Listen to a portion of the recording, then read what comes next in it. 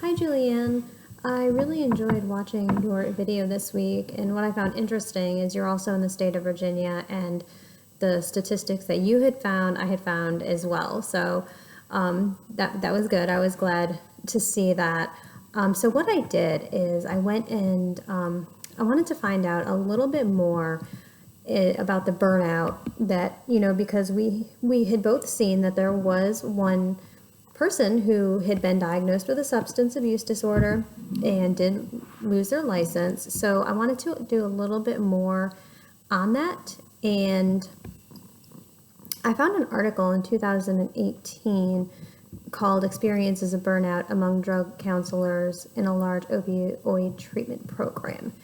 And what I found is that burnout is actually very relevant, but a lot of counselors or mental health treatment professionals really don't take the time to be self-aware or determine their level of impairment or even realize that they have an impairment going on.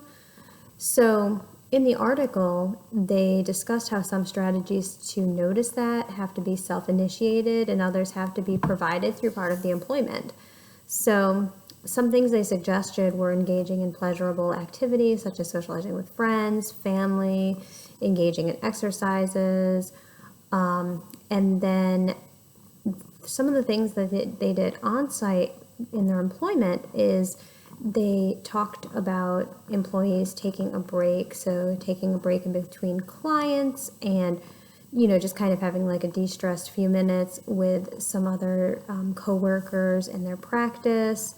They also talked about maintaining work and life boundaries.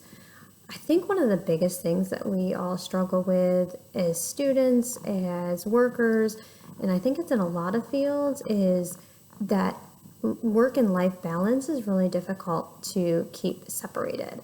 I know currently right now in my job, I work between two schools, and between the two jobs and everything on my caseload, I end up bringing a lot of work home because that's the only time that I can find to write my reports. I do the testing in school, and then I get called in for meetings, or I get called by a teacher, or I have to go meet with a student, and by that point the day is gone.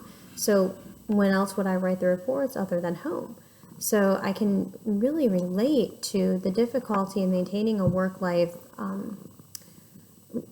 boundaries. And I think, it would be beneficial if there were employers that somehow integrated, self-care practices within that maintaining boundaries. So thank you for your post. I thoroughly enjoyed watching it, and I hope you have a good evening.